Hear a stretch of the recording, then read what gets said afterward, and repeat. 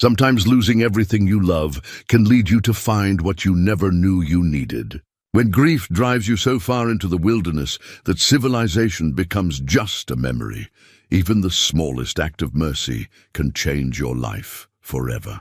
Mountain man Elias Gray has been living alone in the Colorado Rockies for 7 years, haunted by the tragedy that took his family. On a bitter winter evening, he finds a wolf pup with a twisted leg, abandoned by its pack to die in the snow. As Elias holds the helpless creature, the pack's giant leader emerges from the trees. What happens between man and wolf in that moment will transform them both. But how can saving one small life heal wounds that have festered for years? Before we jump back in, tell us where you're tuning in from, and if this story touches you, make sure you're subscribed, because tomorrow I've saved something extra special for you.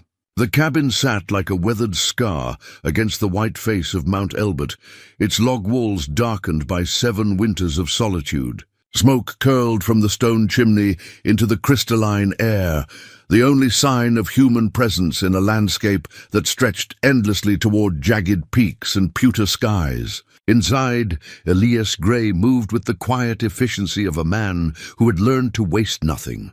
Not wood, not warmth, not words. He had no one to share. At 52, his beard had gone mostly gray, and his hands bore the calluses of a life spent carving survival from unforgiving stone and timber. The wedding ring on his left hand caught the firelight as he stirred a pot of venison stew, a simple gold band that he still turned absently when memories threatened to surface. He'd worn it for 15 years of marriage and 7 years of mourning. Some habits, he'd learned, were harder to break than others. The cabin itself told the story of gradual withdrawal from the world. What had begun as a weekend hunting retreat had slowly transformed into permanent exile. Shelves that once held Sarah's books now contained only practical volumes: wilderness survival, veterinary care, weather patterns. The small bedroom where he and Sarah had planned to grow old together now served as storage for winter supplies. Emma's hand-carved wooden doll sat on the mantel, its paint faded and wood worn smooth by his fingers during the darkest nights. He'd made that doll during the winter before the fire, whittling away at mountain ash while Sarah read aloud from Emma's favorite stories. The little girl had named her Sunny because her painted dress was yellow, like the flowers that bloomed in their meadow each spring. Now Sunny watched over a cabin where spring flowers never grew, where laughter had died 7 years ago on an October night when everything changed. Elias had been 3 days into a hunting trip, guiding a wealthy Denver businessman through elk territory when the fire started. A faulty chimney flue, the investigators said later. Sarah and Emma never had a chance. By the time neighbors saw the flames, by the time the volunteer fire department made the 20-mile drive from town, there was nothing left but ash and the hollow echo of a life that would never be whole again. The guilt had eaten at him like acid. If he'd been home, if he'd fixed that chimney flue Sarah had mentioned the week before, if he'd chosen family over the money that hunting trip would bring. The ifs had driven him first to drink, then to rage, and finally to this, a self-imposed exile where the only sounds were wind and wildlife, where the only conversations were with ghosts.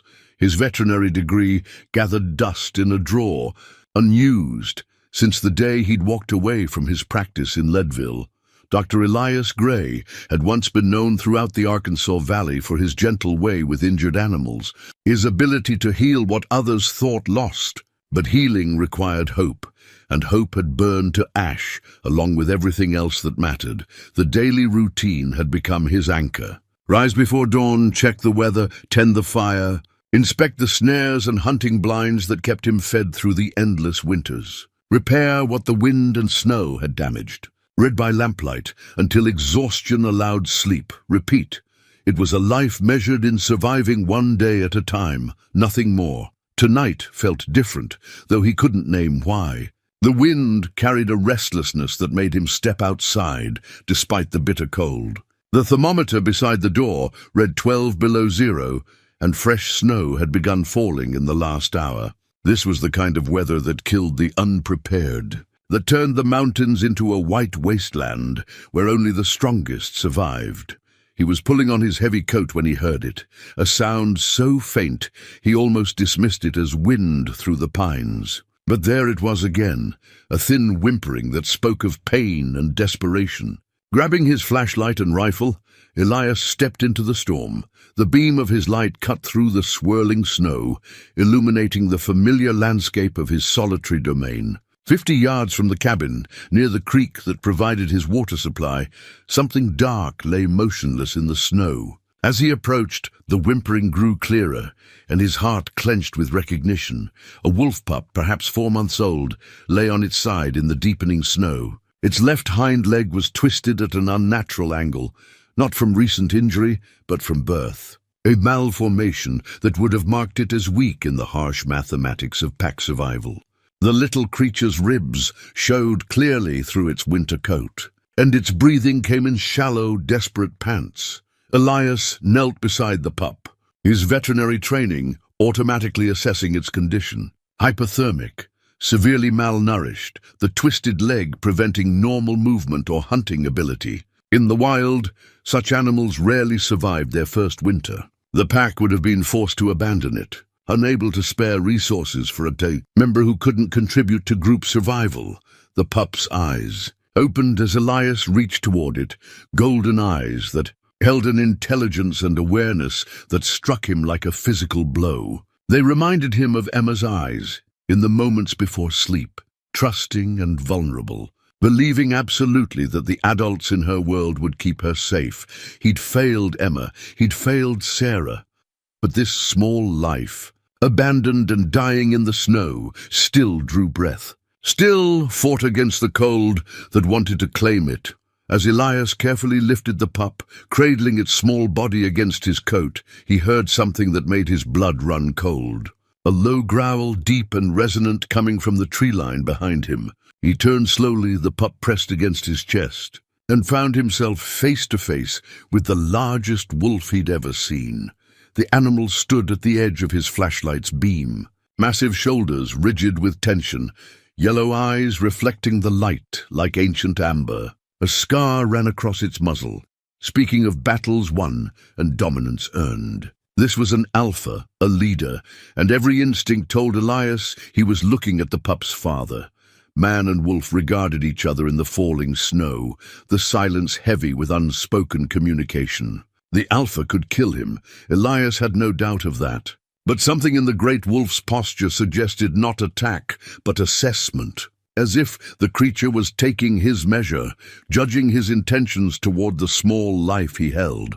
The pup whimpered against Elias's chest, and the alpha's ears flicked forward at the sound.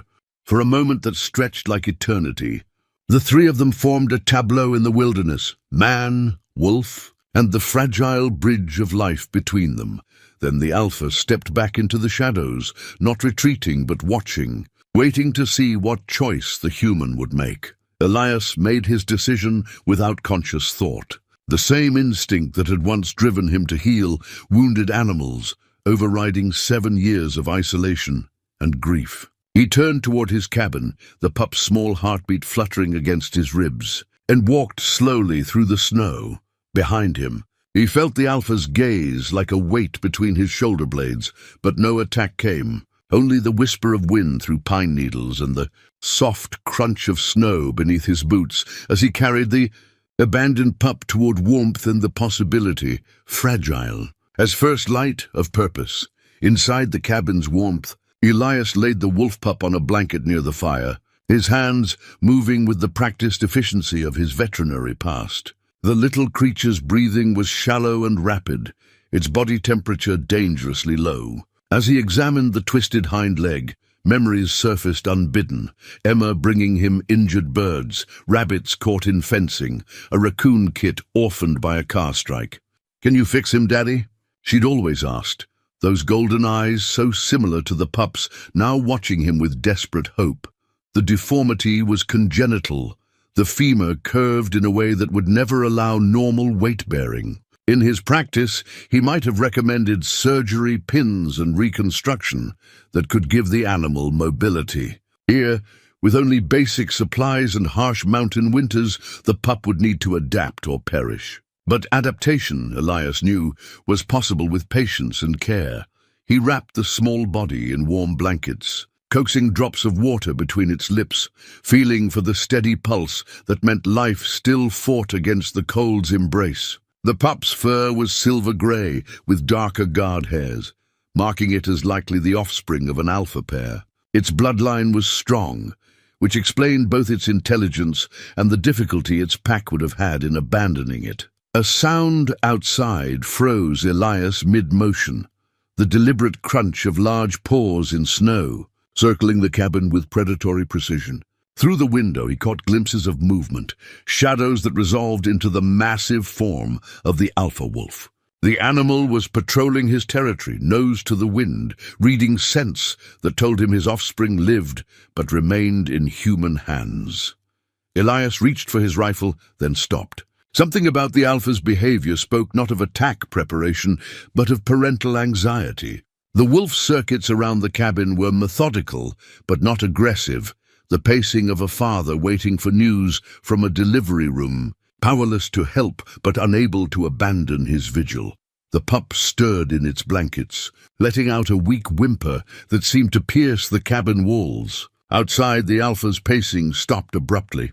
A long howl rose into the night, mournful and complex, carrying layers of meaning Elias couldn't translate but somehow understood. It was answered from the distance by other voices, the pack calling back to their leader, asking questions he couldn't yet answer. By morning, the pup had stabilized enough to take small amounts of warmed goat's milk from a makeshift bottle. Its eyes tracked Elias's movements with growing alertness, and when he spoke softly, the small ears swiveled toward his voice. The twisted leg remained useless, but the pup showed remarkable determination. Using its 3 good legs to drag itself closer to the fire's warmth, Elias named him Hope, not from sentimentality, but from recognition of what the small creature represented. After 7 years of merely surviving, of existing without purpose beyond drawing his next breath, he found himself invested in another being's future. The irony wasn't lost on him. He'd fled human contact to escape the possibility of further loss, only to find himself caring for the most fragile life imaginable.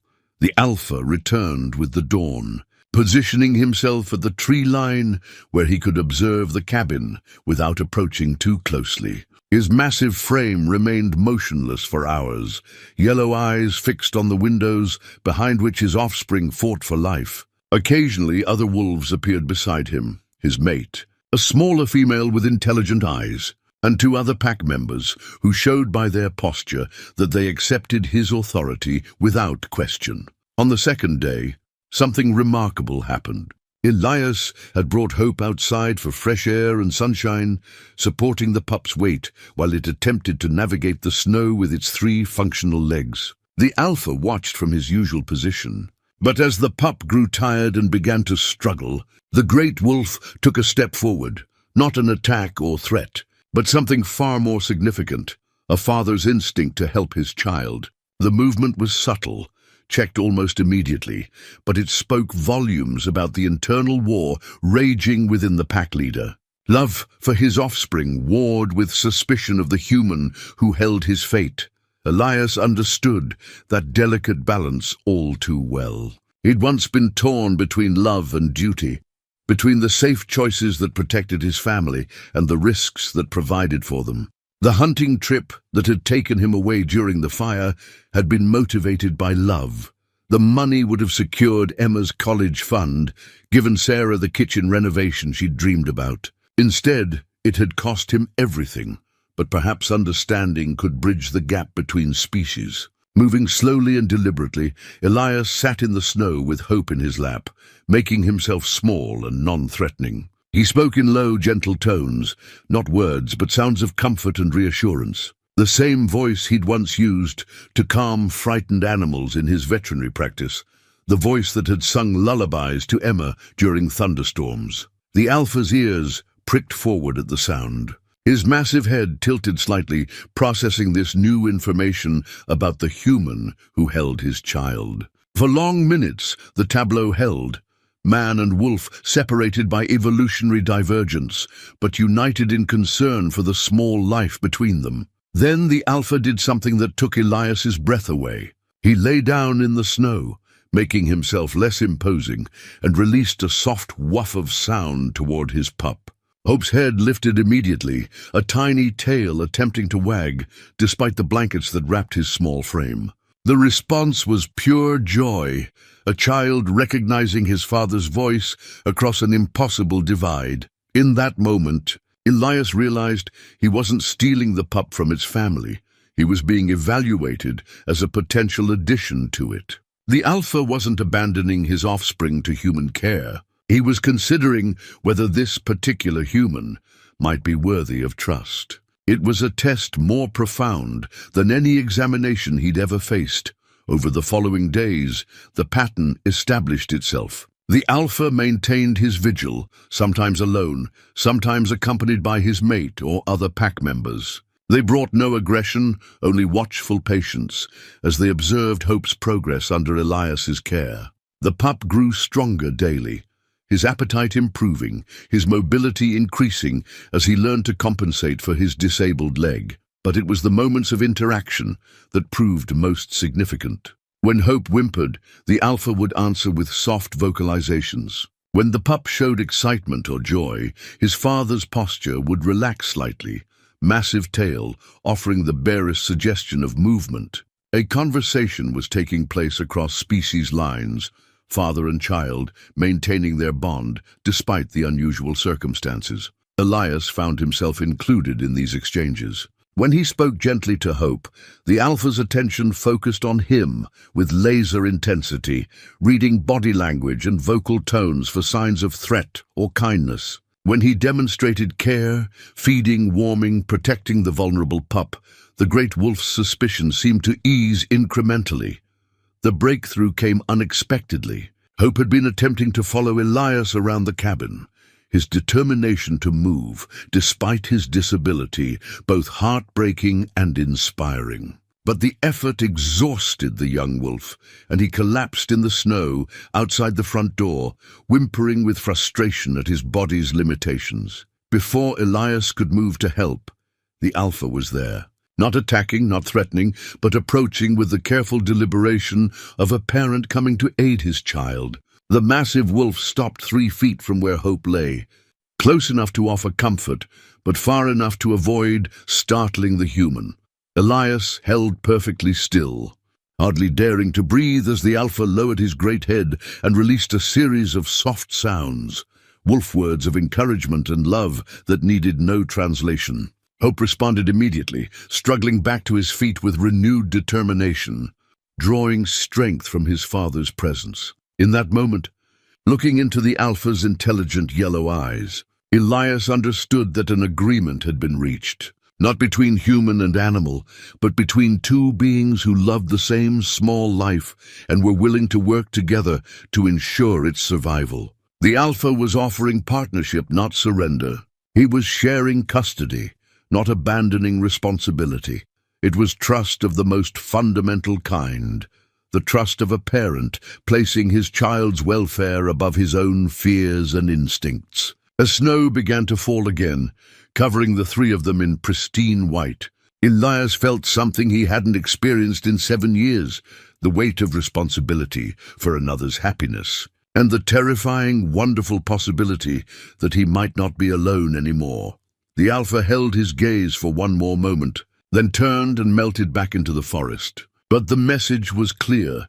He would be watching, waiting, and ready to trust as long as that trust remained deserved. For the first time since the fire, Elias Gray had been given the chance to be part of a family again, even if that family wore fur and spoke in howls under the endless mountain sky. The old veterinary supplies kit had sat unopened in Elias's closet for 7 years, gathering dust like everything else from his former life. Now, as he cleaned its contents and arranged them on his kitchen table, muscle memory guided his hands through familiar rituals. Antiseptic, gauze, small surgical instruments, syringes, and bottles of medication that had somehow survived their mountain exile. the tools of healing he'd sworn never to use again. Hope watched from his nest of blankets near the fire, golden eyes tracking every movement with the intensity that marked his wolf heritage. The pup's condition had stabilized, but his twisted leg required ongoing care to prevent muscle atrophy and joint stiffness. In his practice, Elias had treated similar conditions in domestic animals, but never in a wild creature whose survival would depend on adapting to permanent disability. "Easy now, little one," Elias murmured as he began Hope's daily examination, his voice taking on the gentle cadence he'd once used with frightened pets and their anxious owners. The words felt rusty in his throat after years of silence, but Hope responded to the tone, if not the meaning. His small body relaxing under careful hands, the memories came unbidden as Elias worked, Emma's voice calling from the barn where she'd found another injured animal, her absolute faith that Daddy could fix anything broken. She'd been 8 when she brought him a baby bird with a damaged wing, tears streaming down her face as she begged him to save it. He'd spent hours crafting a tiny splint, teaching her how to feed the fledgling with an eyedropper, showing her that healing was as much about patience and hope as medical skill. "Will he be able to fly again, Daddy?" she'd asked, watching the bird struggle with its awkward wing. "Maybe not like other birds," he'd answered, "but he'll find his own way to soar." The bird had recovered, learning to navigate with compensated flight patterns, and had returned to their property every spring for 3 years before the fire ended all such homecomings. Now working with Hope's deformed leg, Elias found himself applying the same philosophy, not seeking to restore normal function, but helping the young wolf find his own way to thrive. The gentle massage and range of motion exercises seemed to comfort Hope as much as they helped maintain circulation. The pup would close his eyes during treatment, occasionally releasing small sounds of contentment that reminded Elias painfully of Emma's sleepy murmurs during bedtime stories. When the session ended, Hope would struggle to show his gratitude, attempting to lick Elias's hands despite his exhaustion. By the 3rd day, Hope had shown enough improvement to attempt short walks around the cabin's interior. His method was awkward but effective, using his 3 good legs while dragging the twisted one, moving in a distinctive hopping gait that would become his signature. His determination was remarkable, refusing assistance except when absolutely necessary, driven by some internal fire that wouldn't accept limitation. The alpha watched these indoor exercises through the window, his massive frame silhouetted against the snow-laden pines. His mate had joined him more frequently now, a smaller wolf with silver-tipped fur and eyes that held maternal concern. Together, they observed their offspring's progress with the focused attention of parents monitoring a child's first steps. Elias began leaving the cabin door open during Hope's exercise sessions, allowing the family connection to remain visible and strong. The act required tremendous trust on all sides. Hope could have attempted to flee to his parents. The adults could have tried to reclaim their pup by force, and Elias could have lost the fragile bond he was building with the young wolf. Instead, something beautiful emerged. Hope would venture close to the open door, but always return to Elias's side, choosing the safety and care he'd found in human hands while maintaining visual contact with his pack family. The alpha and his mate would approach within a few yards of the threshold, but never attempted to enter, respecting the boundary between wild and domestic space while remaining close enough to offer parental guidance. The breakthrough came when Hope attempted to bark for the first time since his rescue. The sound was weak and uncertain, more squeak than howl, but it carried across the clearing to where his parents waited. The response was immediate and overwhelming. Both adult wolves lifted their voices in a harmony of encouragement that seemed to shake snow from the surrounding trees. Hope's tail wagged frantically at the sound, his small body vibrating with joy at this reconnection with his pack language. He tried to answer, producing a series of yips and whimpers that gradually strengthened into something resembling a proper wolf vocalization. The conversation that followed was beyond human understanding, but clearly meaningful to all participants. Elias found himself unexpectedly moved by the exchange, remembering how Emma had once practiced singing scales while Sarah accompanied her on the old piano they'd inherited from his mother. The little girl's voice had been sweet but untrained, cracking on the high notes, but Sarah's patient encouragement had eventually helped her find her range. Family, Elias realized, was as much about teaching each other to find their voices as anything else. That evening, as Hope slept exhausted by his various exercises, Elias noticed something that stopped him cold. The pup had arranged his blankets in a specific pattern, dragged them with his teeth until they formed a small den-like structure against the hearth. It was instinctive behavior, the drive to create safe sleeping spaces that ran deep in wolf genetics. But it was also something more. Hope had made himself a home within Elias's home, claiming space without taking over, establishing territory within accepted boundaries. The message was clear to anyone who understood pack dynamics. The young wolf considered himself part of this strange, mixed family unit, accepting human care while maintaining his wild identity. The naming had been inevitable, though Elias had resisted it for days. Hope seemed too presumptuous, too laden with expectations for an old man who'd given up on the future. But as he watched the pup struggle daily to overcome his limitations, showing courage that put human self-pity to shame, no other name felt appropriate. Hope, he said aloud for the first time, and the pup's ears perked immediately at the sound. That's what you are, isn't it? Hope on 3 legs and a heart too big for this broken world, the wolf pup approached at the sound of his name, dragging his useless leg but radiating determination. When he reached Elias's chair, he struggled to rear up on his hind legs, trying to make contact with the human who'd become his anchor in the storm of disability and abandonment.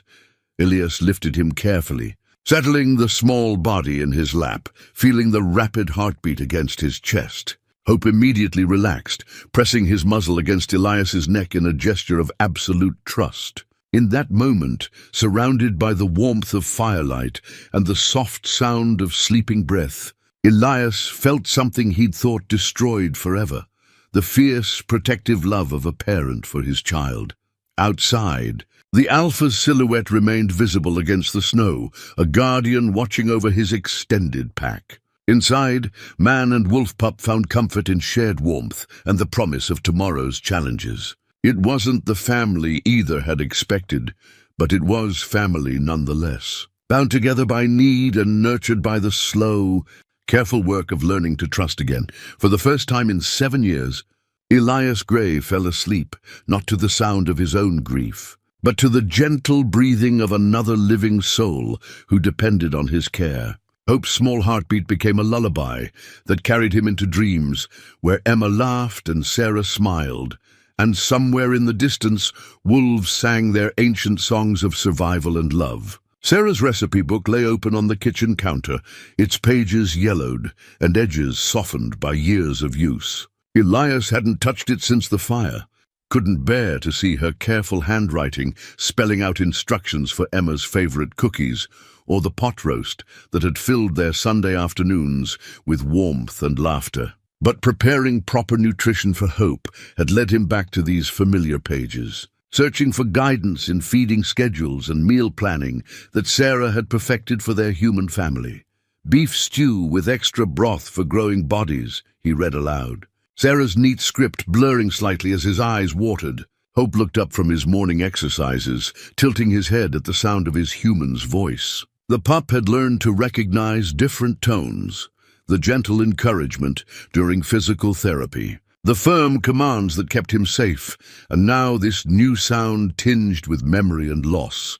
Hope's progress had been remarkable. His twisted leg remained useless, but he'd developed extraordinary strength in his other 3 limbs, learning to navigate the cabin's interior with increasing confidence. More importantly, his weight was returning, his coat growing thick and lustrous as proper nutrition replaced the starvation that had nearly killed him. The morning routine had become sacred between them. Elias would wake before dawn, stoke the fire, and begin Hope's breakfast, while the pup performed his self-imposed stretching ritual near the hearth. Like all wolves, Hope possessed an internal clock more accurate than any human timepiece, and he'd grown impatient with any deviation from their established schedule. "You're worse than Emma ever was," Elias said, measuring out the meat portions according to guidelines he'd adapted from Sarah's notes on feeding active children. She could smell pancakes from 3 rooms away on Saturday mornings.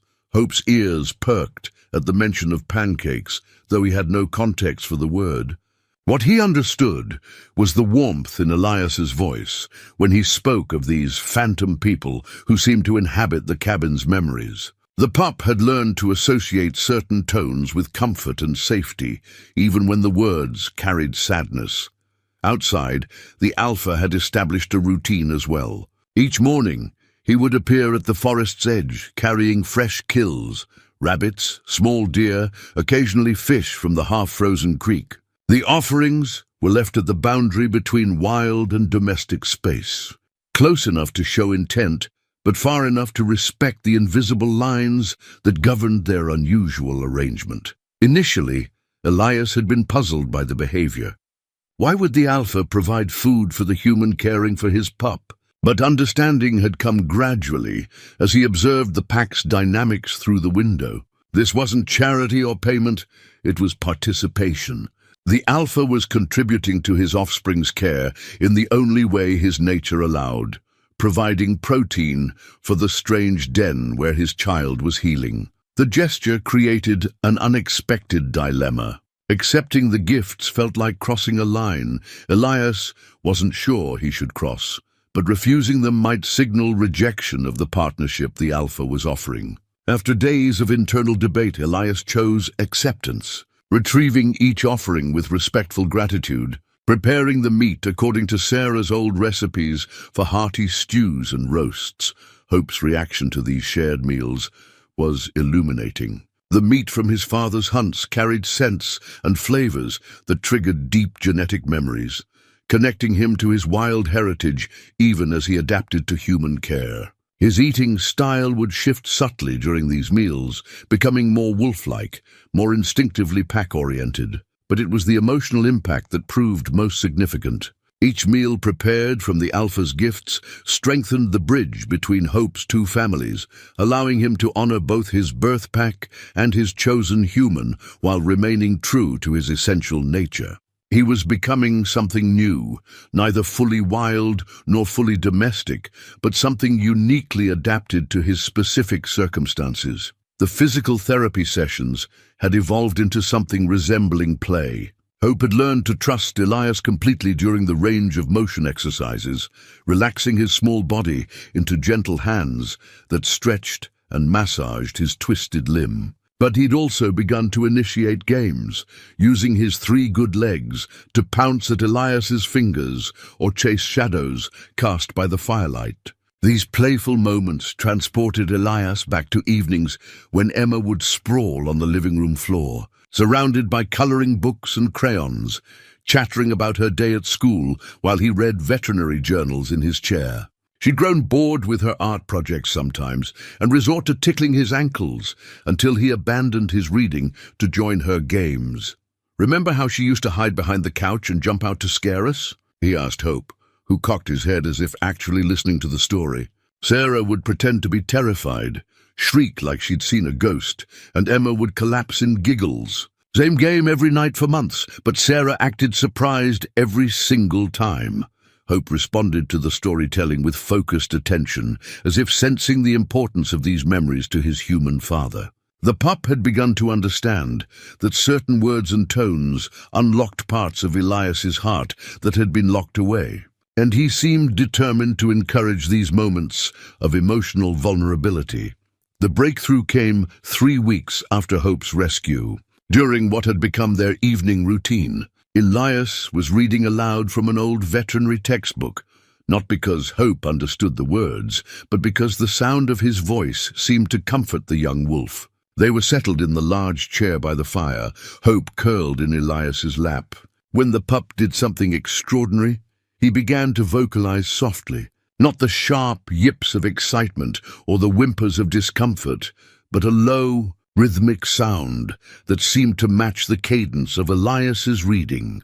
It was Hope's attempt to participate in the human ritual of shared evening time, to contribute his voice to the peaceful sounds that marked the end of each day. The sound was so reminiscent of Emma humming along to Sarah's lullabies that Elias stopped reading abruptly, overwhelmed by the parallel. Hope sensed the change immediately, lifting his head to study his human's face with concerned golden eyes. When he saw tears, the pup did what came naturally. He pressed closer, offering wordless comfort in the form of warmth and presence. "You understand, don't you?" Elias whispered, stroking the soft fur behind Hope's ears. "You know what it's like to lose your family, to have everything you knew torn away. But you also know what it's like to find something unexpected in the middle of all that pain." Outside, the Alpha's evening howl rose into the star-filled sky, calling his pack together for their nightly hunt. Hope lifted his head at the sound, adding his small voice to the wild chorus that echoed through the mountains. But when the howling ended, he settled back against Elias's chest, choosing the warmth of human companionship over the call of the wild. It was a choice that spoke to the complexity of their relationship. Hope honoring his wolf heritage while embracing his human family, maintaining connections to both worlds without fully belonging to either. He was creating something new, a bridge between species that honored the needs and nature of both. As the fire burned low and sleep beckoned, Elias realized that Hope's presence had given him something he'd thought lost forever: the ability to nurture and protect, to feel responsible for another's well-being, to plan for a future that extended beyond merely surviving until tomorrow. The pup had awakened the father in him, the healer, the man who'd once believed that love was stronger than loss. Sarah's recipe book remained open on the counter, her handwriting a gentle reminder that love leaves recipes for those who come after, instructions for nourishing the hearts and bodies of families yet to be formed. Tomorrow, Elias would try her recipe for venison stew with extra vegetables, adapted for a wolf pup who was teaching an old man how to hope again. Spring arrived in the Colorado Rockies like a promise kept after a long and bitter winter. The snow began its retreat from the lower elevations, revealing patches of brown earth that would soon burst with wildflowers and new grass. Ice melted from the creek with musical sounds that had been silent for months, and the air carried sense of awakening life that stirred something primal in both man and wolf. Hope had grown considerably during the winter months, his small pup frame filling out into the lean, powerful build of an adolescent wolf. His twisted leg remained as useless as ever, but his adaptation to three-legged locomotion had become so natural that watching him move no longer inspired pity, but admiration. He'd developed a distinctive bounding gait that carried him over rough terrain with surprising speed and grace. Elias's father's hunting rifle hung above the mantel, a lever-action Winchester that had belonged to 3 generations of Gray men. It hadn't been fired in 7 years, not since Elias had abandoned hunting, along with everything else that connected him to his former life. But Hope's presence had reawakened protective instincts that ran deeper than grief, and he'd begun cleaning and maintaining the weapon, with the careful attention his father had taught him decades ago. "A man protects what he loves," his father had said, during those long-ago hunting trips into these same mountains. "But he only kills what he can't protect any other way. The rifle is a tool, son, not a solution. Sometimes the greatest strength is knowing when not to use it." Those words carried new weight as Elias watched Hope's interaction with the pack through the cabin window. The Alpha and his mate visited daily now, bringing not only fresh kills but also other pack members who seemed curious about the unusual arrangement. Hope would greet them through the glass, his tail wagging frantically, his vocalizations growing more sophisticated as he learned to communicate across the barrier between wild and domestic space. But it was the pack's behavior toward Elias that proved most remarkable. They no longer treated him as a threat to be monitored, but as something approaching an accepted member of their extended family. When he ventured outside with Hope for exercise sessions, the adult wolves would position themselves at respectful distances, Watching protectively rather than suspiciously, the alpha's mate had begun bringing gifts of her own, not meat, but other tokens of acceptance. A particularly beautiful piece of driftwood polished smooth by mountain streams. A collection of interesting stones. Once incredibly, a cluster of early wildflowers that she'd somehow carried without crushing them completely. These offerings seemed to recognize Elias as more than just Hope's caretaker. They acknowledged him as worthy of courtesy and respect. Hope's hunting instincts had begun to emerge despite his disability. He'd started stalking insects around the cabin, practicing pouncing techniques that compensated for his uneven mobility. His success rate was surprisingly high, suggesting that what he lacked in traditional wolf anatomy, he made up for in intelligence and determination. One morning, Elias watched through the window as Hope demonstrated his developing skills to his pack family. A ground squirrel had emerged from its burrow near the cabin, and Hope immediately dropped into hunting position. His approach was necessarily different from a typical wolf's. He couldn't rely on four-legged stalking or the explosive sprint that marked normal predatory behavior. Instead, Hope used patience and positioning, moving slowly to place himself downwind of his target, using terrain features to mask his approach. When he finally struck, his technique was uniquely his own. A sideways lunge that brought his three functional legs to bear simultaneously, creating enough force and speed to catch the surprised squirrel. The kill was swift and clean, executed with the precise neckbite that marked Hope as truly his father's son. The alpha watched from the tree line, his massive head held high with unmistakable pride. His offspring might be physically different, but he was proving himself a capable predator who could contribute to pack survival. Hope carried his prize to the cabin's front porch, presenting it to Elias with the ceremonial gravity of a young warrior bringing his first kill to the tribal elders. The gesture was deeply meaningful in wolf culture. Sharing food with pack members was a fundamental expression of belonging and mutual support. Elias accepted the gift with appropriate solemnity, understanding that this moment marked Hope's transition from dependent pup to contributing pack member. The squirrel would become part of their evening stew, prepared according to Sarah's notes on small game cookery, honoring both the kill and the hunter who'd provided it.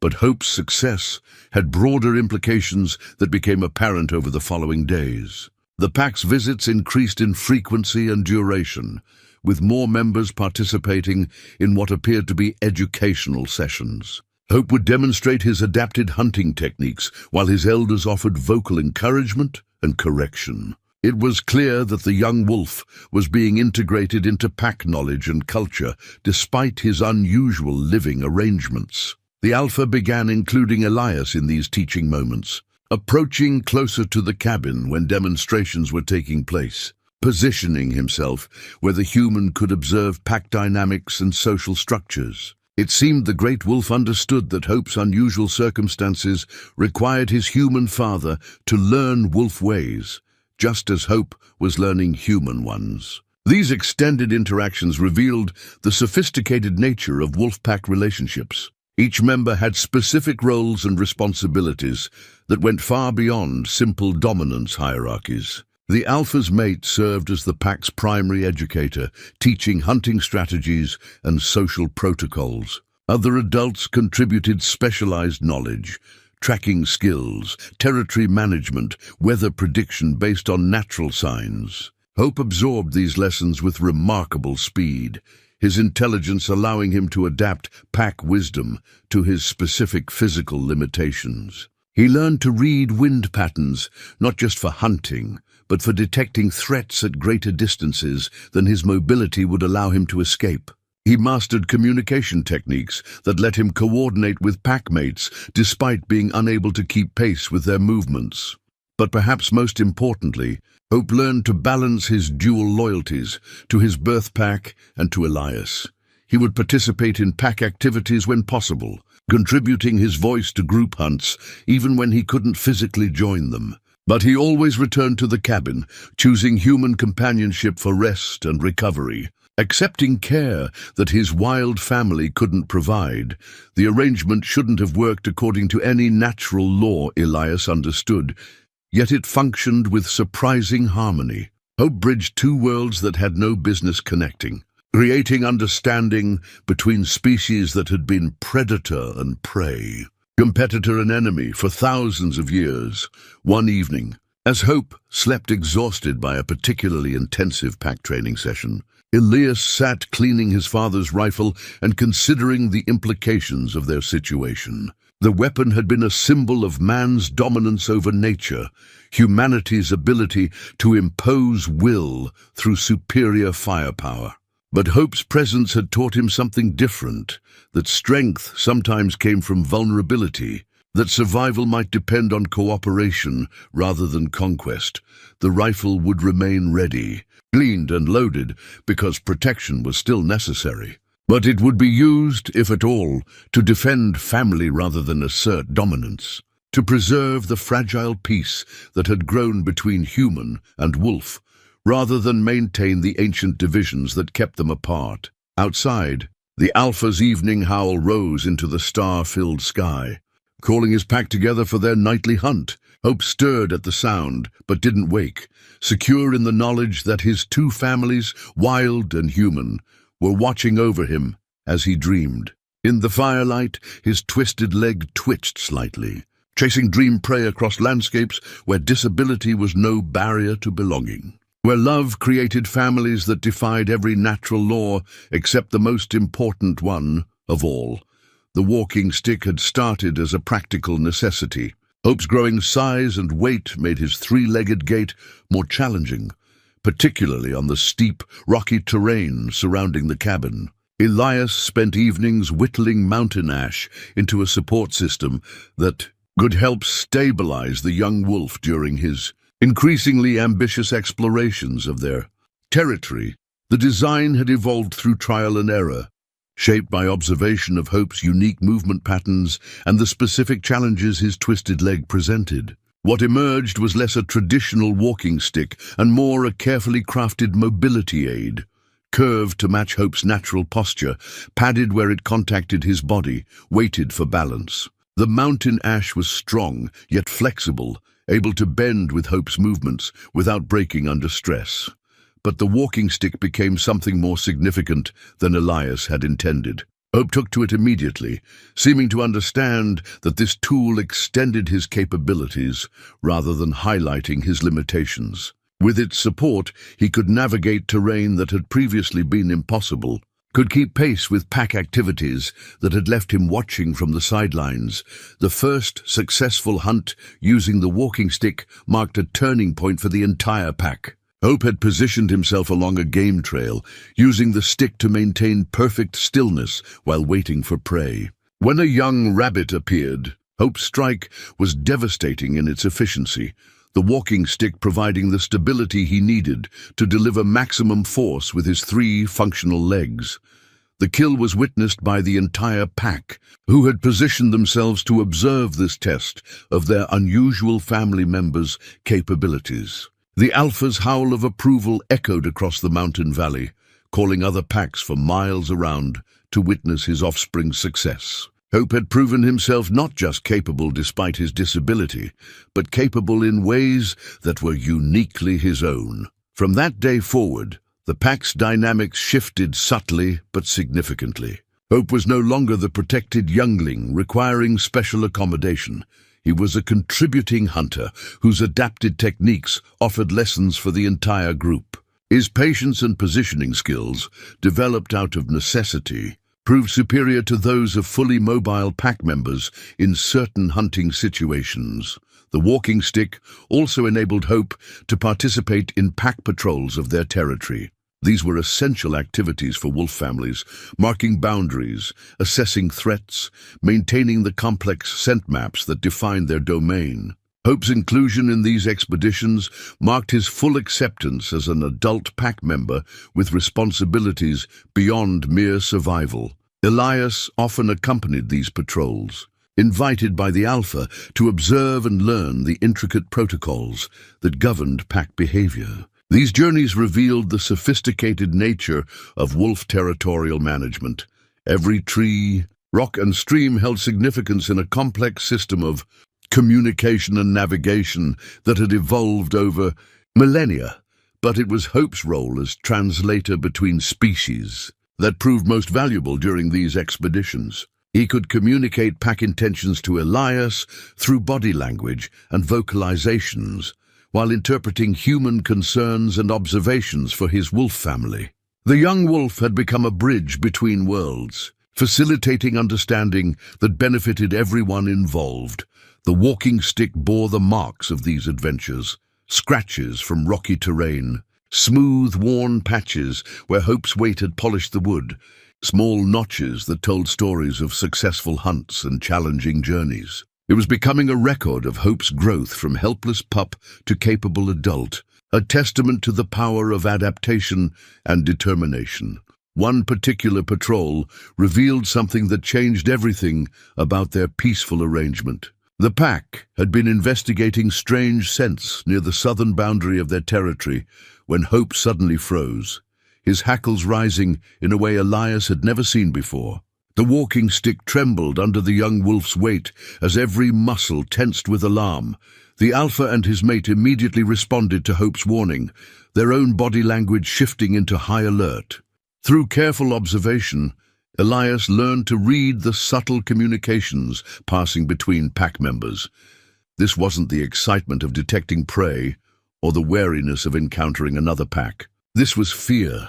The scent that had triggered their alarm was unfamiliar to Elias, but clearly recognized by the wolves. It carried undertones of metal and chemical preservatives, human-made substances that had no place in the natural environment. Following the scent trail led to a discovery that made Elias's blood run cold: carefully concealed snares positioned along game trails. Designed to catch and hold large predators, the snares were sophisticated, crafted by someone with extensive knowledge of wolf behavior and movement patterns. They were positioned at natural choke points, where running wolves would be unable to change direction, placed at heights that would catch adults, while allowing smaller prey to pass safely beneath. But most disturbing were the bait. Stations, meat laced with substances that Elias's veterinary training helped him identify as slow-acting poisons. The bait was positioned to appeal specifically to wolves,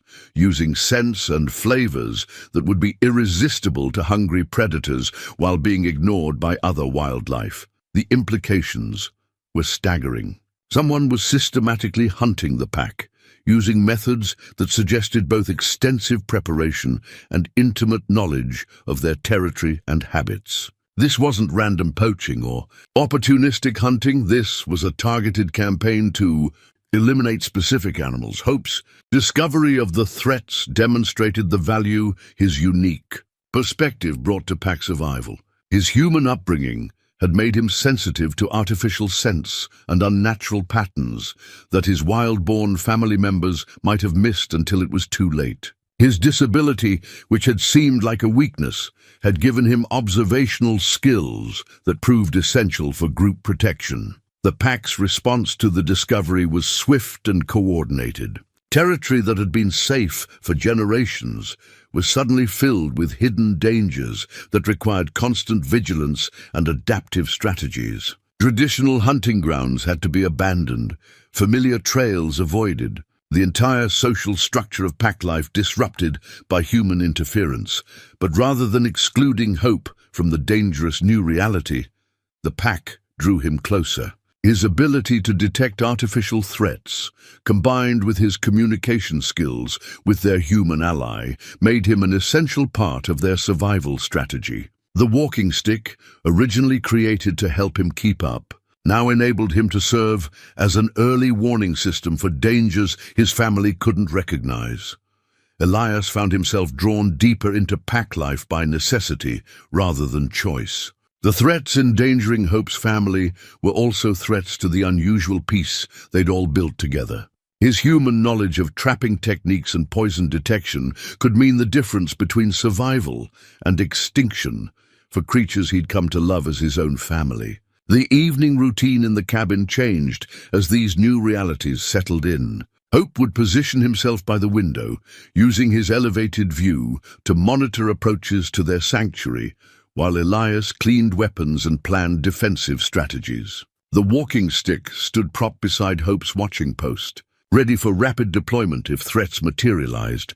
But in quiet moments, when immediate dangers seemed distant, the walking stick resumed its original purpose, helping Hope navigate the challenges of daily life with grace and determination. Watching him use the tool with such natural skill, Elias was reminded that adaptation wasn't about overcoming limitations, but about finding new ways to express essential nature. The mountain ash had been carved with love and shaped by need, but it had become something greater than the sum of its parts. Like Hope himself, like their impossible family, like the fragile peace between human and wolf. The walking stick proved that the most beautiful solutions often emerged from the most difficult challenges. As snow began to fall again, covering their tracks and muffling the sounds of their movements, Elias realized that they were all learning to walk differently now, more carefully, more purposefully, but also more together than any of them had been before the threats emerged from the shadows of their mountain sanctuary. The poacher's snare gleamed dully in the morning light, its steel cable as cold and merciless as the man who'd set it. Elias knelt beside the device, his veterinary training automatically cataloging the sophisticated construction, aircraft-grade cable, self-locking mechanism, positioned at the precise height to catch a running wolf around the neck or torso. This wasn't the work of an amateur looking to make quick money from pelts. This was professional, methodical, and deeply personal.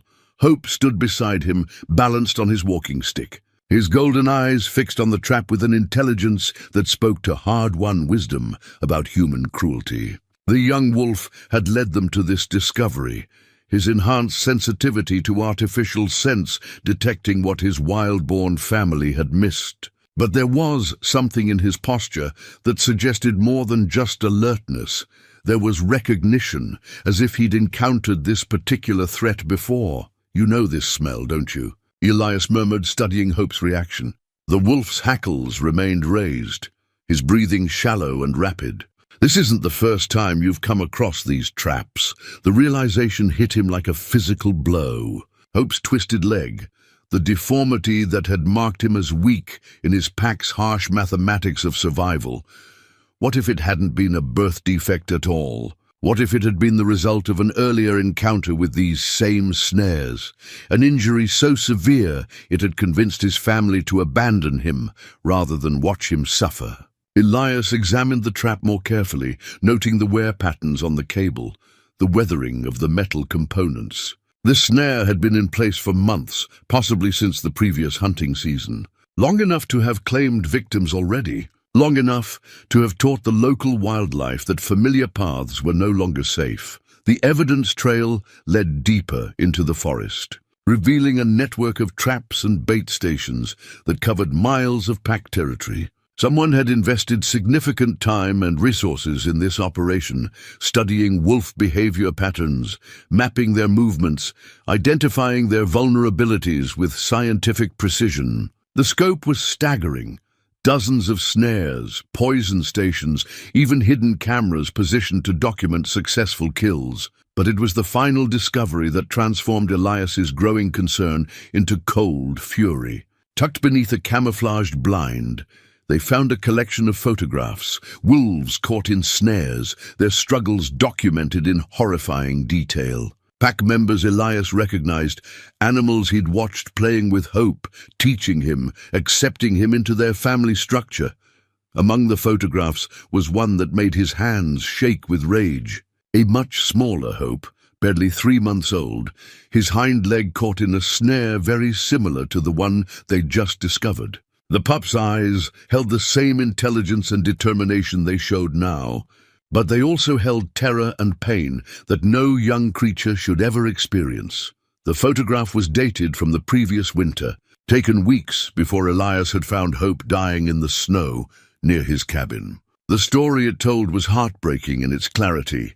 Hope hadn't been abandoned by his pack because of a birth defect. He'd been left to die because human cruelty had crippled him so severely that his family believed mercy lay in allowing nature to claim him rather than watching him suffer. But Hope had survived that abandonment, crawling through snow and bitter cold until he reached the only human dwelling in miles. Whether by instinct, desperation, or something approaching faith, he'd sought help from the very species that had destroyed his mobility and scattered his family. The courage that choice represented was staggering.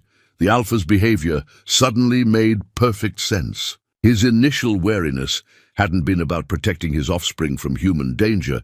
It had been about trusting the same species that had already nearly killed his child once. His gradual acceptance of Elias represented a leap of faith that went against every survival instinct evolved over millennia. More photographs revealed the systematic destruction of the pack's extended family. Elders who had taught Hope to hunt, young adults who had served as playmates and protectors, mothers with pups who would never see another spring. The poacher had been documenting his kills like trophies, creating a record of ecological devastation that would take generations to repair. But the most chilling discovery came last. Recent photographs showing Hope with his walking stick, images of Elias during their daily exercises, detailed surveillance of their cabin and the pack's visits. Someone had been watching them for weeks, studying their routines, planning something that required intimate knowledge of their relationships and vulnerabilities.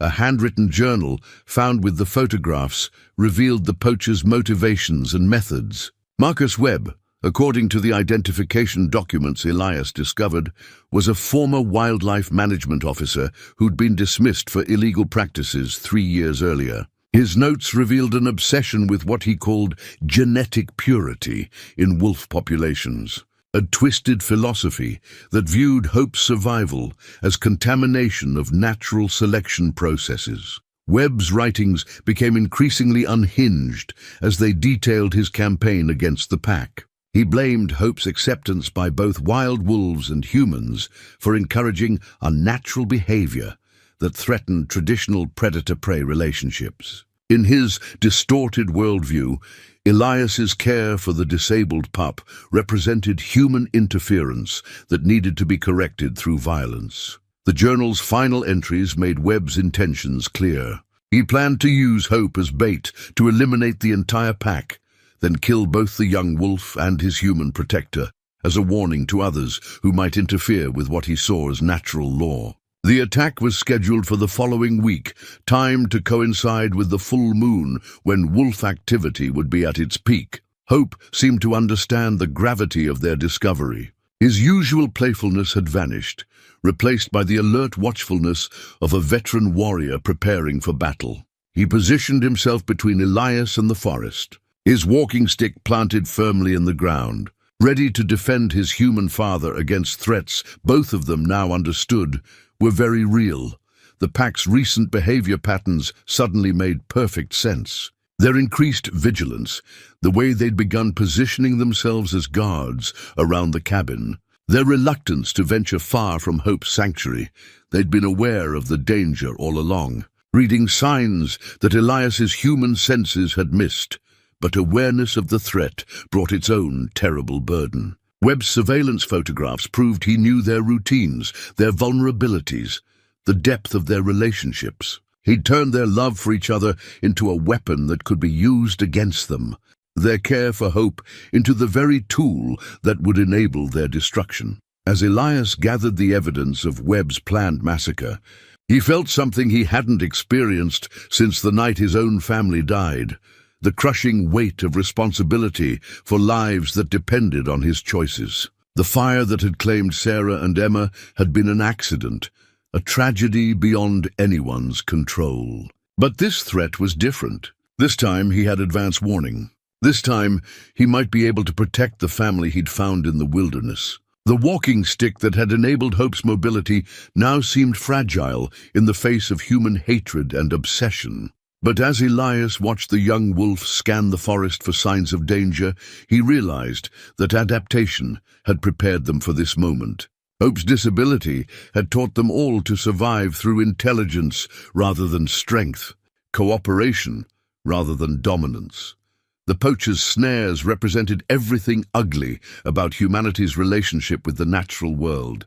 The need to control, to eliminate, to impose order through violence. But Hope's survival, his integration into both human and wolf families, proved that different relationships were possible. Love could bridge any gap, heal any wound, overcome any obstacle except perhaps the hatred of those who couldn't understand it. As they made their way back to the cabin, Hope moving confidently with his walking stick, Elias began planning their defense against an enemy who had turned their greatest strength, their love for each other, into their greatest vulnerability. The next full moon was 8 days away. 8 days to prepare for a confrontation that would determine whether their impossible family would survive, or whether human hatred would succeed in destroying something beautiful and rare that had grown in the space between worlds. Emma's Scout badge collection lay spread across Elias's kitchen table like a map of childhood adventures and hard-won achievements. Camping, tracking, wilderness survival, first aid. Each colorful patch represented skills she'd mastered under his patient guidance during weekend expeditions into these same mountains. He'd saved them after the fire, unable to part with these tangible reminders of his daughter's curiosity and courage, and now their lessons might save the lives of his new family. Remember how she wanted to learn everything, Hope. Elias murmured as he studied the badges, his tactical planning overlaid with bittersweet memories. Every knot, every plant identification, every weather sign. She said she wanted to be ready for anything the mountains could throw at her. Hope lay beside the table, his walking stick within easy reach, golden eyes tracking Elias's movements as he translated childhood scouting lessons into adult warfare strategies. The young wolf seemed to understand that preparation was taking place, that the quiet days of healing and growth were ending in favor of something far more dangerous. The badges told a story of progressive skill building that paralleled what Elias now needed to accomplish in 8 days. Basic camping had taught Emma about shelter and concealment, knowledge that would help them create safe zones and escape routes throughout their territory. Tracking skills would enable them to monitor Webb's movements and predict his approach routes. First aid training might mean the difference between life and death if the confrontation went badly, but it was the wilderness survival badge that held the most relevant lessons. Emma had earned it by demonstrating her ability to live off the land for 3 days, using only basic tools and her accumulated knowledge. The exercise had taught her that survival wasn't about overpowering nature, but about understanding it well enough to work within its rules. Webb's surveillance photos had revealed his ignorance of those same rules. His hide locations were positioned for visibility rather than scent concealment. His trap placements followed human logic rather than wolf behavior patterns. His timing was based on lunar cycles rather than the complex social and environmental factors that actually governed pack activities. He was a dangerous enemy, but he was also an outsider trying to impose control on a system he didn't truly understand. Elias began creating a defense plan that leveraged every advantage their unusual family possessed. Hope's mobility limitations had taught him patience and observation skills that far exceeded those of his fully abled packmates. The alpha's experience and intelligence, combined with his mate's maternal protectiveness, created leadership that could coordinate complex group activities. The pack's intimate knowledge of their territory, accumulated over generations, gave them options that no human intruder could anticipate. The cabin itself became the first element of their defensive strategy. Its position offered commanding views of the most likely approach routes, while its solid construction could provide temporary shelter if fighting became necessary. Elias reinforced the doors and windows, created firing positions that would allow him to use his father's rifle effectively, and established supply caches that could sustain them during a prolonged siege. But the real strength of their position lay in the pack's ability to function as an integrated unit, across miles of difficult terrain. Using hope as a communication link, Elias began coordinating with the Alpha to establish a network of observation posts, escape routes, and ambush positions that turned their entire territory into a defensive maze.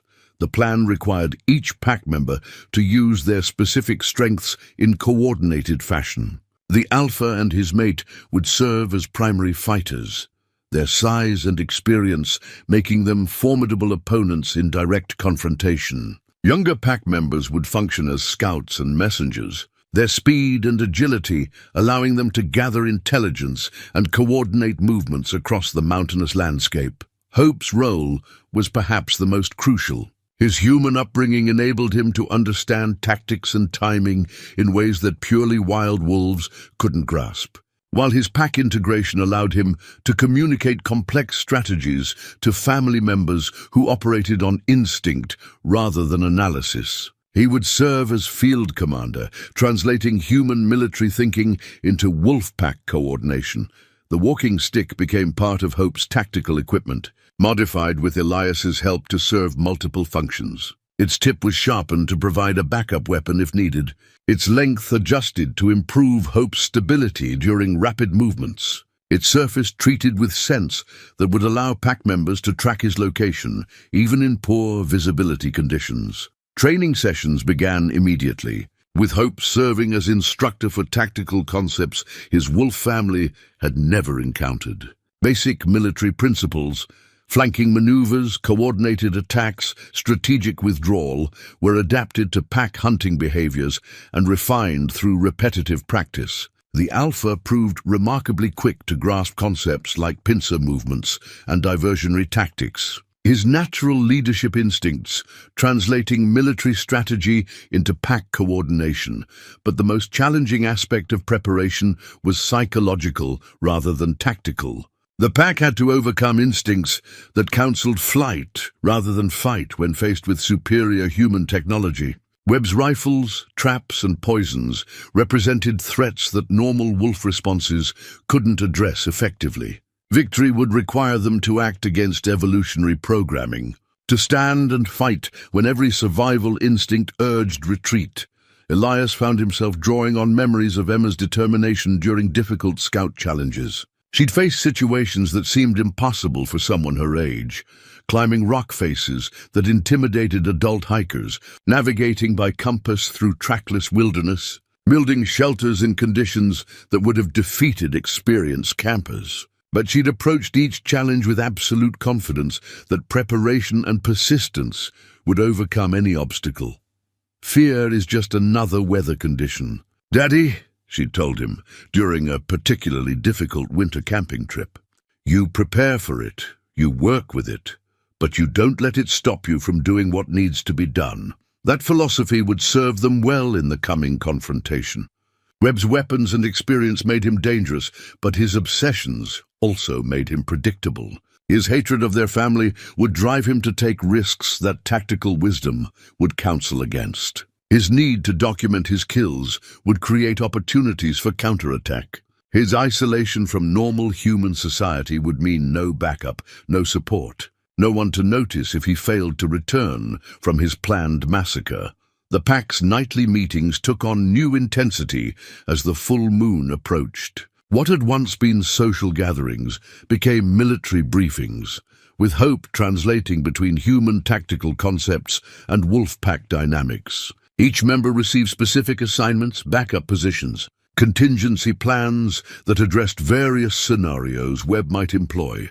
But beneath the tactical planning lay something more fundamental, a shared commitment to protect what they'd built together. This wasn't just about surviving an attack. It was about defending a family that transcended species boundaries, a love that had grown from mutual need into something strong enough to justify any risk.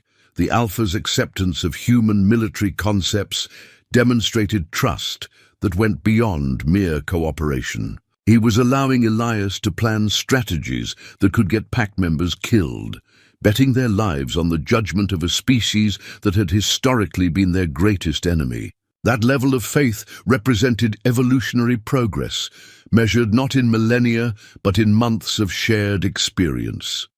Hope's integration of both worlds reached its culmination during these preparation sessions. He moved seamlessly between human tactical thinking and wolfpack instincts, translating concepts across species lines with a fluency that made communication look effortless. His disability had forced him to develop mental strengths that now served the entire family's survival needs. As the final night before Webb's planned attack arrived, Elias sat with Hope beside the fire, Emma's scout badges arranged on the table like military decorations. Each patch represented a skill that might prove crucial in the coming fight, a lesson learned through patient practice that could mean the difference between survival and destruction.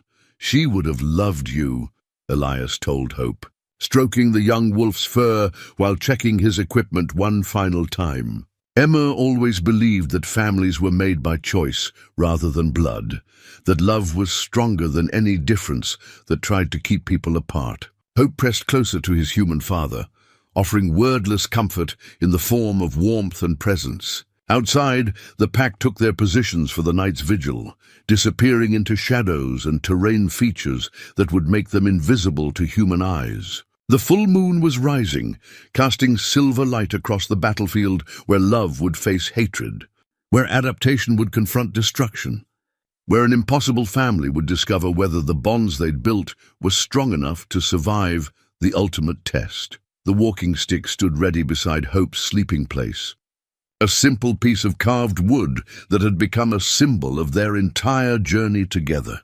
Tomorrow, it would either help carry them to victory or serve as a memorial to a family that had dared to love across the vast divide between human and wild hearts.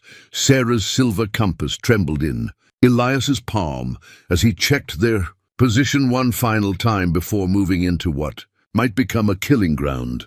The needle pointed steadily north toward the ridge where Webb had established his main observation post, but more importantly, it reminded Elias that he'd finally found his true direction after 7 years of wandering through grief and isolation. He was no longer running from life, he was fighting to protect it. Hope crouched beside him in the pre-dawn darkness, his walking stick planted firmly in the rocky soil, golden eyes scanning the terrain ahead with the focused intensity of a veteran warrior. The young wolf's breathing was controlled and steady, showing none of the fear that should have overwhelmed someone facing their first real battle. His disability had prepared him for this moment in ways that normal development never could have. He'd learned to think tactically, to plan rather than simply react, to find strength in adaptation rather than brute force. The pack had taken their assigned positions throughout the valley, invisible to human eyes, but connected by communication networks that had evolved over millennia. The Alpha commanded the high ground to the east, his massive frame concealed among the boulder fields that would allow him to strike from above. His mate controlled the western approaches, her smaller size and greater agility perfect for hit-and-run tactics. Younger pack members served as mobile reserves, ready to reinforce any position that came under heavy pressure. Webb's approach had been detected an hour before sunrise by scouts positioned along the most likely infiltration routes. He was moving with the confidence of someone who believed his surveillance had revealed all relevant tactical information, following patterns that made sense from his limited perspective, but ignored the complex social structures that actually governed pack behavior. The first engagement came sooner than expected. Webb had positioned himself to observe the cabin through a high-powered scope, waiting for Hope's morning exercise routine to begin before springing whatever trap he'd prepared. But his hide location, chosen for visibility rather than concealment, had been obvious to wolves, whose survival depended on detecting threats at maximum range. 2 young pack members flanked Webb's position while he focused on the cabin below, their approach masked by terrain features and wind patterns he hadn't considered in his planning. The attack was swift and coordinated, one wolf creating a distraction while the other struck at his weapon, sending the rifle spinning away into the rocks below. But Webb proved more dangerous than anticipated. His backup weapons included tranquilizer equipment and snares designed for rapid deployment, tools that turned the confined space of his hide into a trap for his attackers. One young wolf escaped cleanly, but the other became entangled in cable that tightened with every movement, creating a situation that required immediate rescue. Hope's response demonstrated the tactical thinking that made him invaluable despite his physical limitations. Rather than charging directly toward the trapped pack member, he analyzed the tactical situation and identified Webb's weakness. The poacher's obsession with documenting his kills had made him dependent on equipment that required stable positioning and clear sightlines. Using his walking stick for stability, Hope began a careful approach that took advantage of dead ground and natural concealment. His three-legged gait, normally a disadvantage in direct confrontation, proved perfect for the patient stalking required to close distance without detection. Webb's attention remained focused on his trapped victim and the approaching rescue attempts, allowing Hope to position himself for a strike that would neutralize the immediate threat. The attack came from an angle Webb hadn't anticipated. Launched by a wolf he'd assumed was too disabled to participate in serious combat. Hope's unique fighting style, developed through months of adaptation, proved devastatingly effective in close quarters. His walking stick became a weapon that extended his reach and provided leverage for attacks that a normal wolf couldn't have delivered. Webb's tranquilizer gun discharged wildly as he tried to bring it to bear on his unexpected attacker. The dart intended for Hope instead striking a tree trunk, where it quivered like an accusation. The poacher's panic revealed his fundamental misunderstanding of what he faced. This wasn't a crippled animal to be pitied or easily dispatched, but a thinking opponent whose apparent weakness concealed tactical advantages. Hope's assault forced Webb to abandon his position, leaving behind equipment and taking ground that offered less favorable fields of fire. The trapped pack member was freed by his rescuers, injured but mobile, able to rejoin the fight that was spreading across multiple positions throughout the valley.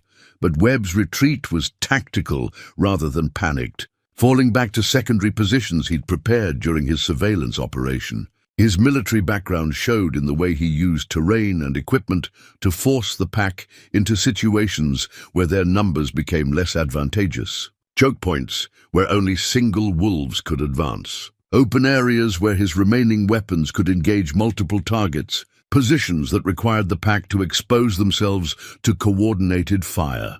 The compass in Elias's hand spun wildly as he moved to support Hope's advance, its needle unable to find magnetic north through the metal-rich rocks of the ridge. But Elias no longer needed external guidance to find his direction. Hope's courage had shown him that true north lay in the willingness to fight for those you loved, regardless of the odds or the cost. Webb's voice echoed across the battlefield as he attempted to use psychological warfare against opponents he still didn't understand. His threats and taunts were directed at Elias, trying to break the human's resolve by highlighting the impossibility of their situation, the futility of trying to protect wild animals from their natural fate. "They're not your family, Gray." Webb's amplified voice carried clearly in the thin mountain air. "They're predators who will abandon you the moment it serves their interests. You're fighting for animals that would eat your corpse if you died up here." But Hope's response made Webb's ignorance clear to everyone involved. The young wolf positioned himself protectively between the poacher's voice and Elias, his walking stick planted like a battle standard, his body language declaring absolute loyalty despite the danger.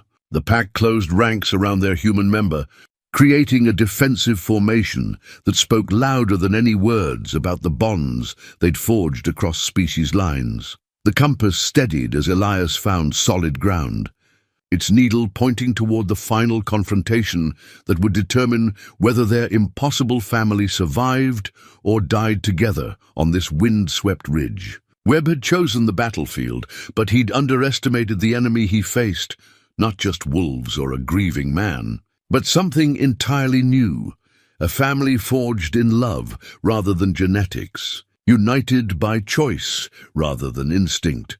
Hope's golden eyes met Elias's across the tactical space between them, and in that moment, two very different beings shared perfect understanding. They'd both lost their original families to forces beyond their control, but they'd found something stronger in each other, a connection that transcended species, a love that made any sacrifice worthwhile. The final phase was beginning, and whatever happened next, they would face it together. The moment came when the alpha wolf, leader of his pack for 7 years, father to Hope, guardian of territory that stretched across 3 mountain valleys, did something that went against every instinct evolution had bred into his bones. He lowered his massive head and allowed Elias Gray to place a trembling human hand upon his scarred muzzle, the ultimate gesture of trust between species that had been enemies since the dawn of time. Webb's final trap had been sprung with devastating precision. Cornered in his last defensive position, the poacher had activated a device that filled the air with chemical scents designed to trigger panic in wolf nervous systems. The pack scattered instinctively, their coordinated tactics dissolving into individual survival responses as artificial pheromones overrode millions of years of social programming. But Hope refused to flee. His walking stick planted firmly in the rocky ground, he stood between Webb's weapon and Elias, his golden eyes blazing with determination that his twisted leg couldn't diminish. The young wolf's voice rose in a howl that carried no fear, only defiance, a call that reached his scattered family and demanded they remember what they were fighting for. Webb's rifle swung toward Hope with deadly intent, the poacher's finger tightening on the trigger as he prepared to end what he saw as an abomination against natural order. His voice carried triumph and hatred in equal measure as he prepared to destroy the bridge between worlds that Hope represented. "Time to put you out of your misery, you crippled freak. Should have died in the snow where I left you the first time." But the Alpha's response shattered Webb's expectations like glass. Fighting through chemical terror that should have reduced him to pure panic, the great wolf forced himself to think rather than simply react. Hope's courage called to something deeper than instinct, deeper than fear, deeper than the ancient programming that governed pack behavior. The Alpha's charge came from an impossible angle. Launched from terrain Webb had considered impassable for large predators. His massive frame struck the poacher like an avalanche, sending the rifle spinning away into the rocks, while 200 pounds of muscle and determination drove Webb to the ground with bone-jarring force. But even as the Alpha's jaws closed around Webb's shoulder, the poacher triggered his final contingency, a dead man's switch connected to explosive charges placed around Hope's favorite resting spots. The plan was to destroy the young wolf and his human protector simultaneously, eliminating the evidence of interspecies cooperation that Webb's twisted philosophy couldn't tolerate.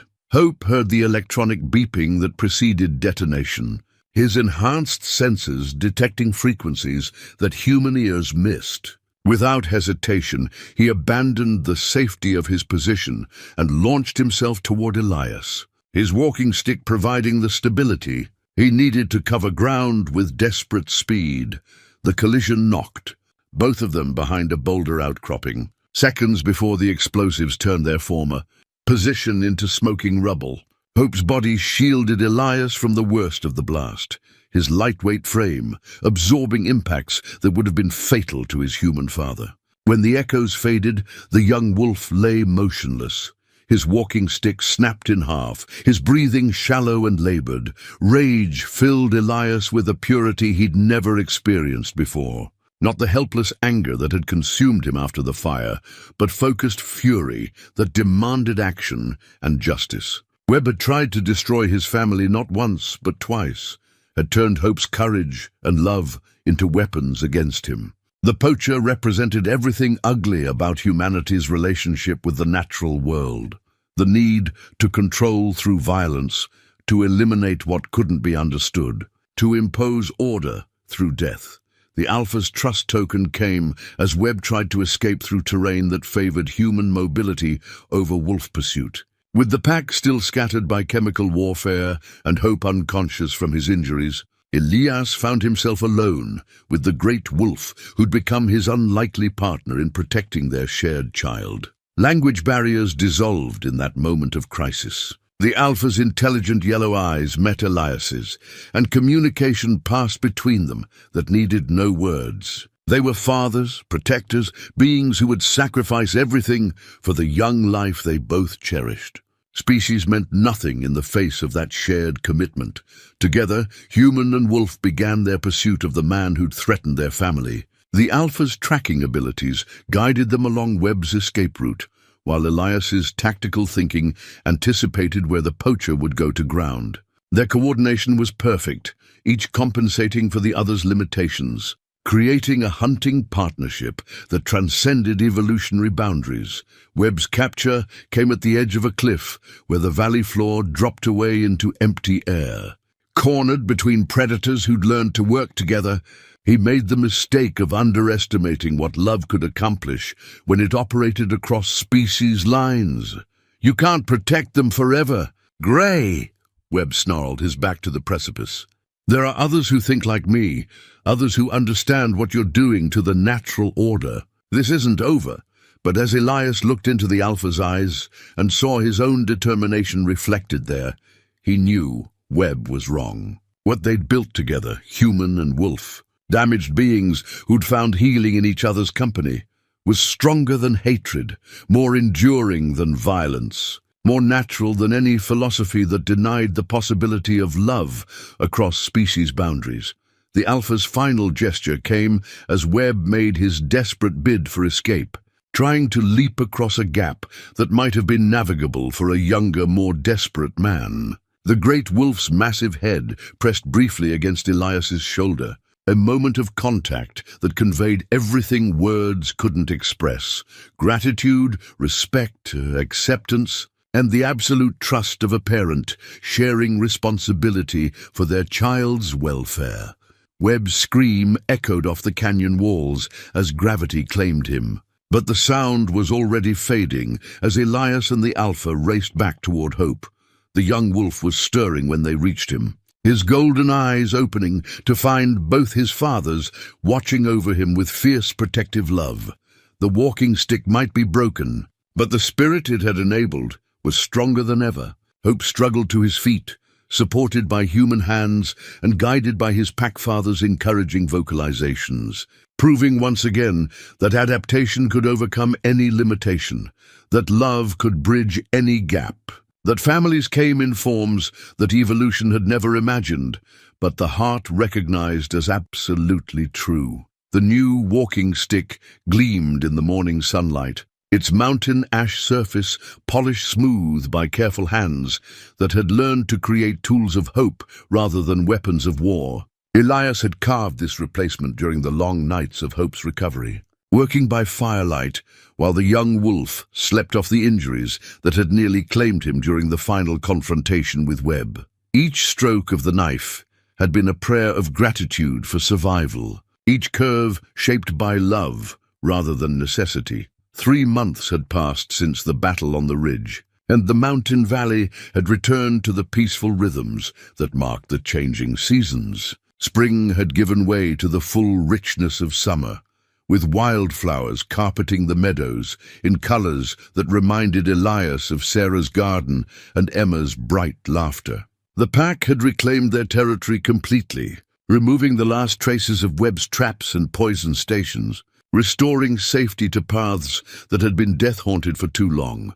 Hope moved across the cabin's porch with fluid grace, his new walking stick perfectly balanced to accommodate the growth that had transformed him from adolescent to full adult. The blast injuries had healed cleanly, leaving only faint scars that served as reminders of the price he'd been willing to pay to protect his human father. His twisted leg remained as useless as ever, but his adaptation to 3-legged life had reached a level of perfection that made his disability seem like a unique advantage rather than a limitation. The young wolf's latest achievement lay sleeping in the sunny spot. Beside the cabin's front steps, 3 small pups, whose mother was a young female from a neighboring pack. Hope's courage during the confrontation with Webb had become legend among the local wolf population, transforming him from a disabled outcast into a desirable mate whose offspring would carry genes for intelligence, adaptability, and the kind of courage that transcended physical limitations. "Look at them," Elias murmured, settling into his chair with the satisfaction of a grandfather watching new generations discover the world. "3 perfect pups, and not one of them shows any sign of your leg problem. Your children are going to have all the mobility you never had, plus the intelligence you developed to compensate." Hope's tail wagged gently as he watched his offspring explore the safe boundaries of their den area. The pups showed the same golden eyes that marked their father's bloodline, but their movements carried the fluid grace of perfectly formed wolves. They would grow up bilingual in the languages of human and pack, raised by a father who understood both worlds and a mother who represented the pure, wild heritage of their species. The alpha and his mate had become daily visitors to what had evolved into an extended family compound. The great wolf's acceptance of Elias had deepened into something approaching genuine friendship.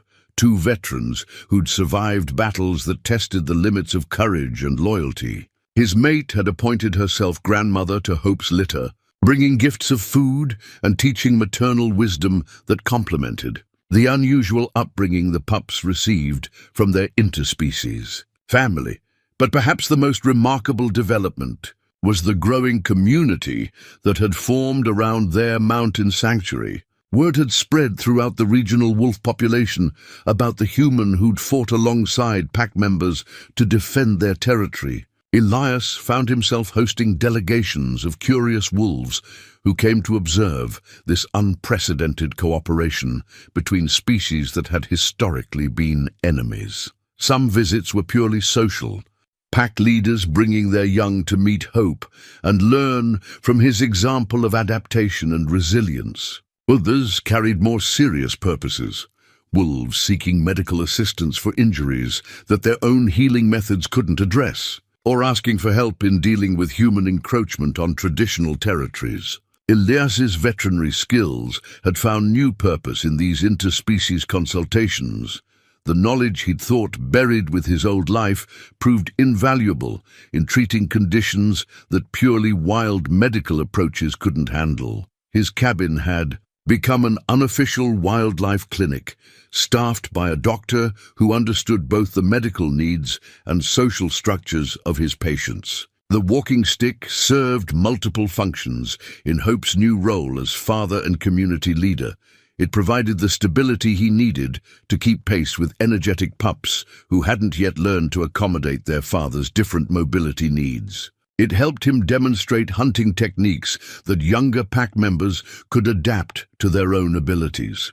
Most importantly, it served as a symbol of the possibility that limitations could be overcome through patience, creativity, and the support of family who refused to accept defeat. Hope's parenting style reflected the hybrid nature of his own upbringing.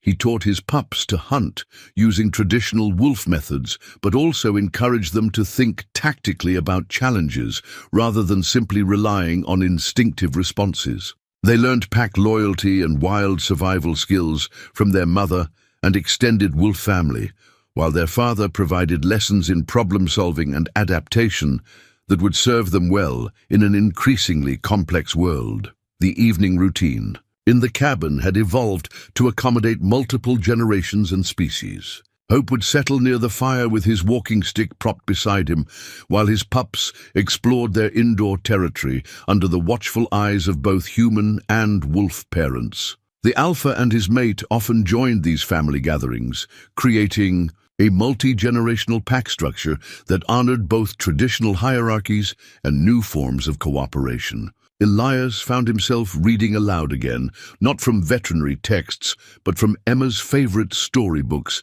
that he'd preserved through all his years of grief. The young pups couldn't understand the words, but they responded to the rhythm and warmth of his voice, just as Hope had during his own recovery.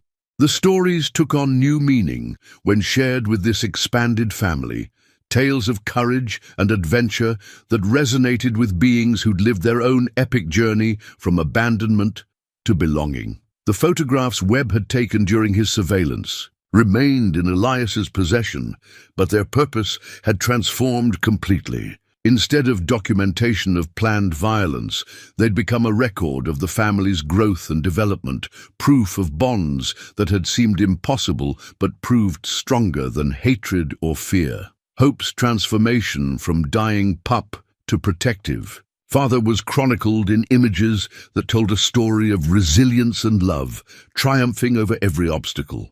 But the most significant change was visible in Elias himself. The haunted grief that had driven him into 7 years of isolation had been replaced by a quiet satisfaction that came from purpose fulfilled and family protected. His beard remained grey. His hands still bore the calluses of mountain life, but his eyes held the warmth of a man who'd found his way home through the most unexpected journey imaginable. As autumn approached and the first snows began dusting the high peaks, Elias carved new notches in Hope's walking stick, marks that recorded successful hunts, family milestones, and the growing population of the valley's wolf community. Each mark told a story of adaptation and survival, of love that created families from the most unlikely materials, of hope that grew stronger rather than dimmer with the passage of time. The walking stick that had begun as a tool to help a disabled wolf navigate difficult terrain had become something far more significant, a symbol of the possibility that broken things could be repaired, that families could be formed across any boundary, that love could indeed create miracles when nurtured by patience, courage, and the willingness to see strength where others perceived only weakness. Hope's children would grow up in a world where the boundaries between human and wild were less absolute than previous generations had believed. They would carry forward the lessons their father had learned through pain and adaptation, teaching future generations that survival often depended not on individual strength, but on the ability to build bridges across differences that seemed insurmountable. In the distance, wolves sang their ancient songs to the rising moon, voices carrying across valleys that had echoed with violence, but now resonated with the harmonies of an impossible family that had chosen love over fear, cooperation over conquest, hope over despair. The mountain ash walking stick stood ready beside the hearth, polished smooth by use and time, waiting for tomorrow's adventures in a world where miracles walked on 3 legs and love spoke in languages that transcended every boundary except the one that mattered most, the boundary of the heart.